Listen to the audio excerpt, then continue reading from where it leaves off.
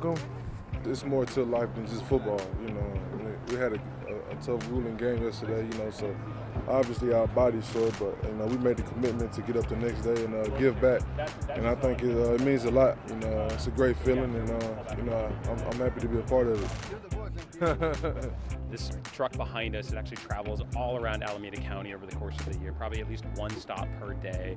And it sets up shop and provides basically a free farmer's market for people who could use some food assistance. You know, the Raiders are a very beloved organization here, so for us to have the opportunity to partner with the Raiders and with the players, it makes a huge difference. It's cool, man. You see all the smiling faces and everything, all the kids coming by and everything. It means a lot. It just makes me feel good to give back to the people.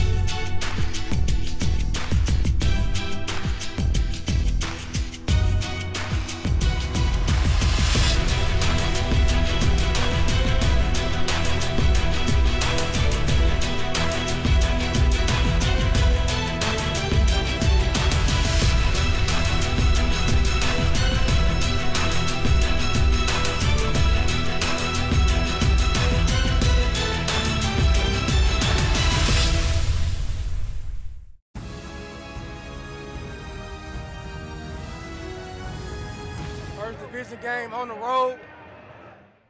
Questions, guys? How y'all doing? Sit over here. Good. What was it about EJ when you guys brought him in this offseason that made him the guy? That you obviously know, I'm sure you have a pretty good record. Why you want him as the guy? Yeah, I've known EJ for a long time. I coached him in the Senior Bowl. I met him back in, I guess that was February of his draft year, and it's pretty obvious to see his physical traits that made him a first-round draft choice. He's a big, strong guy. He can whip the ball all over the yard. But I love his zest for the game, and I knew that was still in him when I supported us bringing him in here. And he's a guy that's always hungry to learn and get better, and he's done exactly that since he got here.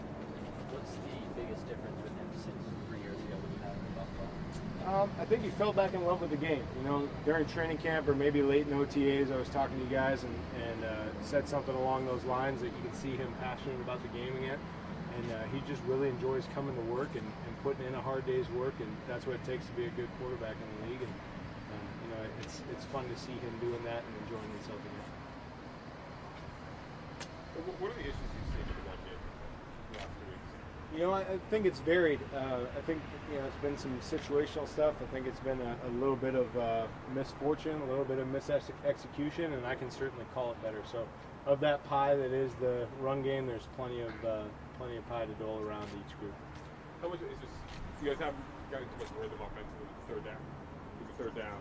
How much of it is having more opportunities, just being on the field longer, offensively go against? Yeah, it certainly helps you get to some more of your plays. When you're not converting on third down, you leave a lot of stuff on the call sheet. And it's funny because the third downs can be a little bit of an ebb and flow based on teams you play. We were very good in the first couple games by percentage. I think after 2 games we were fourth or fifth or somewhere in that ballpark. And obviously we've struggled mightily the last couple weeks. So we're excited to put this plan into action this week and hopefully do a better job on third down so that we can get to some more of those game plan adjustments and things that we tweak on the side. How much help, and this goes for whoever is that quarterback for you, but how much help can that bring to EJ just to have that balance on offense? Yeah, I think it's huge. We always want balance. That's something that I strive to have for our play calling is good balance. And unfortunately, we've gotten a little bit out of balance in some scenarios, but we're looking forward to this week as an opportunity to get back on track. How much of a challenge is it to try and find that balance where the back and forth is coming in? It can be as much a challenge as you let it be. If you stick to your bread and butter stuff and you go with concepts that the quarterback's familiar with, I think it's a little bit easier. And that's one of the things I feel fortunate about with EJ. I have a history with him. I know what he likes and what he doesn't like. So hopefully I do a good job of helping him feel a little bit more comfortable. Whether it's personnel-wise or psychologically, do you think you guys are better equipped to handle Derek going down than you were last year? I don't know that you're ever necessarily better equipped, losing your starting quarterback and an MVP caliber player. It's not necessarily a thing that you plan for. You just prepare that backup quarterback as though he's the starter each and every week, and if something happens, then you move on, with life without him. But I think EJ's put in a lot of hard work, and I think that's what makes us well suited for having to play a little bit of time without Derek. You guys haven't run a lot of play action so far. Is that just part of your offense? Is not a major part of the offense, or is that just situation dictated? What's going on with that? Yeah, there's been play actions on our call sheets, over the last few weeks. Again, when you get into different game situations, what good is a play action going to do you when you're in 2-minute mode? You know what I mean? So it kind of goes with the flow of the game a little bit. And we have called some play actions; they just haven't resulted in the types of results that we want. So that tends, as a play caller, shy you away from those a little bit as well. But we certainly have plenty in our system, and we certainly work on them. And when the time's right, hopefully we get them called, or I get them called, and the guys go execute. What can you do to get Amari on track? Amari's been working really hard as well, and we all believe in Amari, to the utmost, and I think that he's going to get going, just based on his hard work paying off, number one. And number two, when you play a game like this and a game plan like this, you're able to kind of get, as I said earlier, to some of your bread and butter stuff that he might be comfortable with, the quarterback's comfortable with, and a lot of times that leads to a little bit more success on just generic type routes. Do you sense any frustration with him? No, he's such a great kid, and just like nobody got frustrated when he went through a little bit of adversity, he doesn't get frustrated when offensively we've been through a little adversity. We're all in this together, and the great thing about the offense that we've put together, player-wise and coaching staff-wise, is that we have a great sense of belief and accountability to one another. We all are just pulling for each other to be able to get this back on track. Coach Marshawn has slowed down considerably the last 2 games. From your observations, what do you think could be the main cause of that? Well, again, you're not able to get to all your run game plan when you get into the game situations that we have, and when we get into the down and distances that we've had. Marshawn, is doing well with the things we're asking him to do. We just haven't, hit it with the same sense of efficiency that we did the first couple of weeks. So we look forward to seeing what Marshawn can do this week and watch our offensive line be physical. Yeah, specifically, what could be a way to just get him going? Yeah, I think any back gets into a rhythm a little bit, so if you can get them more carries, you can get them sustaining throughout the game, you tend to get a little bit better feel for the run game, how the fits are going to be, how the linebackers are playing it. And when you pair all those things together, I think it gives the back a little bit better chance to be more efficient as the game goes on. One more, guys. Will you expect that Crabtree this week? You'll have to check with the head coach and the medical staff on that one. I know he's working really hard to get back on the field. He's one of those guys that he thrives on Sundays, and I know he misses being out there with his teammates. How much did that limit you on that? It may have taken some things off the plate from his route tree standpoint, but it wasn't the factor in us not playing well offensively. Thanks, guys. Thanks, guys. Thank you.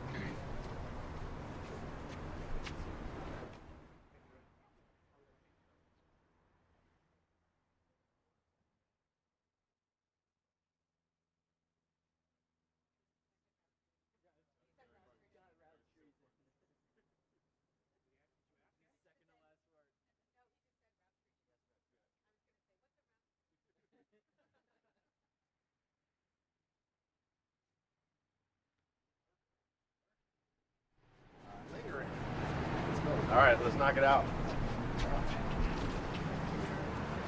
What's the biggest improvement you've seen Mario make this season? Well, just being available, being here. We've always known that Mario is, big, strong, athletic, player. And it's just a matter of being able to play every day, being able to be around, the guys, Calif and Bruce and all the big guys up front. And his game is only going to get better and better. To be young, to be fast, to be that athletic and love ball that much. And he's really learning how to study now and how to apply the information that he learns on the film and apply it to actual games and practice. There's no limits. There's no cap to how good he can be. How versatile is he? You can do a lot of different things with the game. He can play a lot of ball. I mean, you don't want to be too versatile with him at first because you want to get good at something, really master, what you're doing. And he's explosive. He's athletic. He plays hard. He really has a lot of desire, and he loves ball. And he's young. It's good to be young. Think about when you were that young and have that much talent, what you would do with it. And he's able to really apply it and put it on the field. You guys had a chance to win the game last week because of your defense. What did you see out of your secondary, especially in terms of David being knocked out, no carry on? You guys kind of stepped up a little bit. Well, the biggest thing with our secondary is just staying on top, not giving up that deep ball. I think a lot of teams just kind of throw it up and just see what happens. And there's a few instances where we don't come out on the right side of it. So it's a matter of the ball's in the air, let's make the play. Either go up and catch it at the highest point or knock it down, but don't let them catch it and don't get a penalty. And I think that early on, TJ and Sean, they did a great job of putting that fire out. And then once you put that fire out, it forces the offense to work now. Now they have to work for every yard, every third down, every second down, every first down. It's not going to be an easy, deep throw. So now you have to work down the field methodically, and that's where our strength is. Is that it, guys? Okay. All right. Thanks, Coach. Appreciate it.